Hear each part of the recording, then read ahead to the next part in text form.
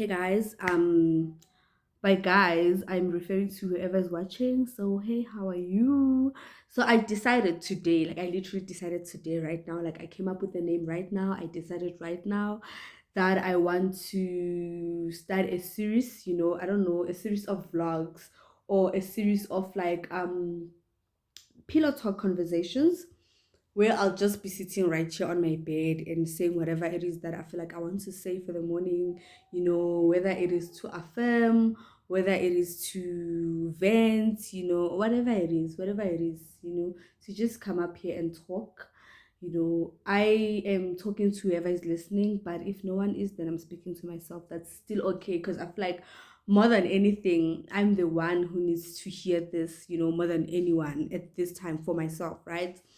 So I'm starting a series of vlogs or a series of conversations called Return to Self. Why Return to Self? So Return to Self is basically me trying to return back to myself. I don't know if like I wanna return to myself in terms of like be the person that I used to be, or just return to self as in like return to my soul and move to the next step of my life. You understand? Because I feel like I'm a bit distanced, to like there's a lot going on. There's a lot going on, but I am going to unpack.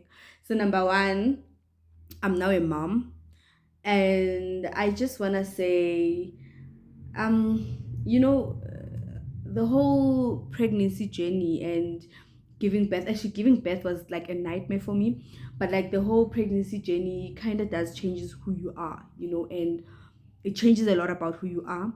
So now adding a traumatic birth experience on top of that makes things worse. Like it makes things worse. Well, for me, it made my life a living hell for the past few months. I haven't been okay. You know, I haven't been myself, spiritually. So I'm not talking in terms of, well, actually, no, in terms of everything, like physically, emotionally, and everything. I haven't been myself, right? So now I'm like, no, but like time is not waiting for me, like I have dreams, like I know me, like I have dreams. At some point I was even dreaming of Forbes 30 under 30, at some point I was like I was a big dreamer, and I was a dream chaser. I used to make things happen for me, like for me, for a child like me, a child who grew up like me. I feel like I got, pretty far at a young age, so I think I was doing quite good. I used to make things happen, and it hurts me to now sit down and look at myself in the mirror, and I'm just like, oh my god, like what have you become? Like who are you? Because now I like joking around, calling myself Ipara, I'm like, oh, I Shemundu as well para. Or I'm just like, hey, yeah, Letitia Owile, ne? Because that's genuinely how I feel. Like, I feel like I've lost a lot of sense of self. Like, I feel like I've lost a lot of sense of self. I don't feel like myself most of the times. I don't feel motivated. I have a lot of dreams. I have so many dreams, that need me to work. I have people, I'm so lucky to have people that are always like, ordering my things, waiting on me, reminding me. I have so many orders that I haven't even started. Well, I say orders because people have requested me to do things for them, but I haven't accepted the money because I know that I don't want to take someone's money and not meet, whatever it is that I have to meet, for them, do for them, whether it's a service or a product. For those who don't know, I am a fashion designer by profession. I graduated this year at the University of Johannesburg. But Sanna, I don't know. I don't know how I feel. I don't want to like. I'm still very much into fashion, right? I'm still very much into fashion. I still have this big fashion dream, I still have this big entrepreneurship dream and stuff like that. But it's just so hard to get back to self because I don't know. Like I can't find it in me. Like it sucks because I can't find it in me. And I know that time is not waiting for me. Like at some point, when you're young and you're like, yo, when you're like a teenage and you're like, yo, maybe by the age of 21 I should get my first car. Maybe and at that time you're not speaking because you're like, oh, I'm just dreaming. You're speaking because you know how far you can push things, like you know what can happen for you. You know that God has got your back. Like you've seen bigger miracles happening, and you're just like, I know at that time I'd be able to afford it if I do 1 2 3. But now, you don't like at this point, like I sit down, I'll be like, hey Sana, I might even drive my first car at 40. And that's because I'm lazy. I don't know. Like I can't snap out of it, like I can't bring myself back to myself, like you see me now shooting this video with this hairstyle. It took a lot out of me to even go and sit down at the salon and do my hair, because most of the times I'm just comfortable with like my hair being messy AF, because I have natural hair.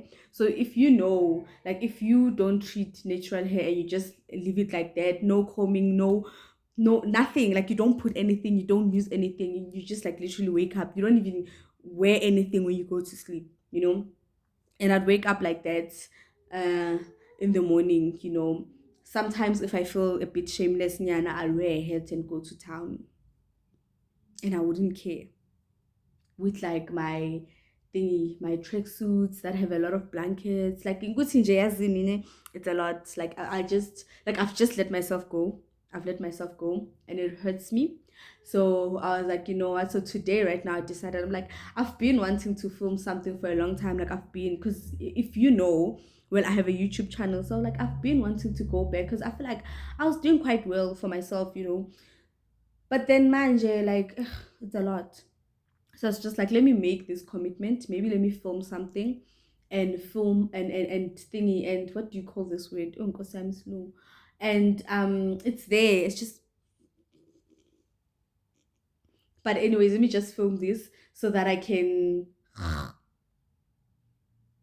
yeah, yeah, it's there. I don't know. So let me just feel this, and film my journey so that one day I can look back and be like, oh, okay, so this is the day that I decided that enough is enough. This is the day that I decided that enough is enough. I still need to prove myself, to the world, to myself, to God, that I'm worthy of this life, of seeing the next day. My brother would always tell me that like a lot of people are contributing things to the world, so what are you contributing? So I still want to leave my contribution, to the world. I don't want to die nothing. I don't want to die as a nobody who did nothing. I don't want to die as Justin J. I don't want my existence to be known to only my family and my friends. I want bigger. I had such big dreams. I had such big dreams. So I feel like I want that for myself again. I really do. So yeah, man, it's been hard. It's been hard. It's not easy.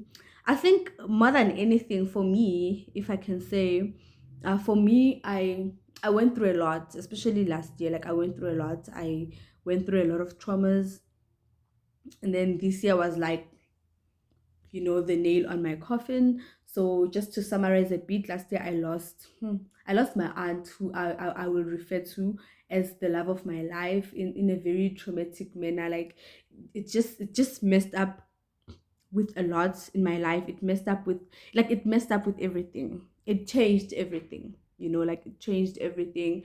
It was a lot. And then while I was still dealing with that, I fell pregnant. And then now I'm dealing with pregnancy, the hardships of pregnancy and being in school. It was a lot. I didn't think, when I first found out I was pregnant, I didn't think like it would be so much.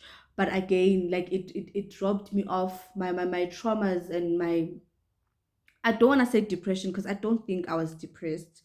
But whatever it is that I was going through, like it stole a lot. It even stole a lot out of my pregnancy, because I always thought, oh, with my first pregnancy, it will be cute. I'll be doing all of those cute things. I'll have a baby shower. I'll be posting. I'll be documenting. Documenting is the word I was looking for at first. Yes. I'll be documenting. I'll be doing everything. But I couldn't, like I couldn't. I was numb half of the time. Like I was just numb. I'm just thankful to the people that were around me, because they were able to make me laugh. But I was very numb. Like everything just reminded me of my aunt. Like I was literally crying almost every day.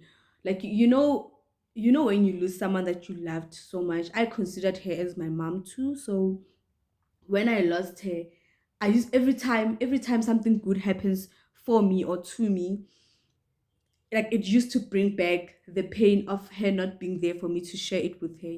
Like I was pregnant, I was just like, oh my gosh, like I wonder what she would have said. Was she going to be happy for me? Like it just messed up with me a lot. So most of the times I was just like waking up every day and breathing, but I wouldn't say I was living. 'Cause I was just surviving. So it was hard. So I feel like I lost out a lot in terms of enjoying my first pregnancy. It really didn't go according to how I would have like imagined it. But I'm thankful to everyone who supported me. And then this year, Sana, this year, well, from last year, because I gave birth last year in December. I had a very traumatic labor. I had a very traumatic labor. It I almost died. I almost lost my life. Like I was literally in ICU fighting for my life, watching my mom walk in every day, watching my partner walk in to come and see me, family. Everyone was just trying everything, trying to keep everything together, but it was a lot. Like it was hard. It was hard for everyone, and it was harder for me because when you are like lying laying in bed, and your soul, now I understand what they mean when they say like your soul and your body is not the same, because my body was sick, like my body was weak, my body was at its weakest, like I couldn't do anything, I couldn't walk, I couldn't eat. My body was just like quarter two. I can say my body was 90% dead. The only thing that was alive is that my heart was beating, my brain was still functioning, but everything else was just not working. My brain was not able to send, I don't know if my brain was not able to send signals to my legs to walk or whatever, but I couldn't do any of those things. But my soul, like my soul, every time my mom comes to see me, like I'd feel like I can just wake up and snap out of this and just be myself, but I couldn't. I couldn't move properly. Like I needed. I couldn't. I wasn't even waking up off bed. Like I couldn't walk, couldn't do anything. So that also messed with me. Like I constantly think about, did I cheat death? Is it possible to cheat death? And I almost died. So now, how long do I wait until the next time something like that happens? And it's hard. Like it's hard to be living a life where you constantly fearing. You're constantly fearing. You're constantly asking yourself a lot of questions. Am I worthy? But I'm such a firm believer in Christ. I'm a Christian. I'm a pro God girl. God this, God that. That's me. So I know that I'm alive today for a reason. I know that God gave me this opportunity to come and be a better mom, to be a better um, partner, to be a better daughter. So I want to do that for myself. I feel like being in this constant um, place where I don't know if I'm coming or going, being too overly emotional. I know that the people that stay with me, the people that have my back, like are handling me, but I don't want that for them. I don't want them to handle me. I want them to enjoy me. Like I want them to enjoy the me that I also used to enjoy. I want a lot out of this life. And so I think I'm just now taking the rope back. So I'm now like, you know what? Stand up, geza, bath, and take your life back. Go back to whatever you feel like you're going back to, or actually go forward, to whatever you feel like you want to go forward to. So welcome to the first episode of Return to Self. I hope you guys will enjoy it. For now, I think I don't know. I don't want to make any commitments because, as I said, like I'm not okay. I won't lie. I'm not gonna be like, okay, so I'm gonna post a video and then I'll be posting videos. This might be the first and last time you hear from me. This might be the first and last time.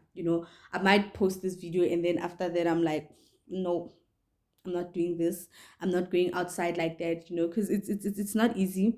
It's not easy to go out in your most vulnerable time, because I feel like I'm very vulnerable right now, like I'm a mess.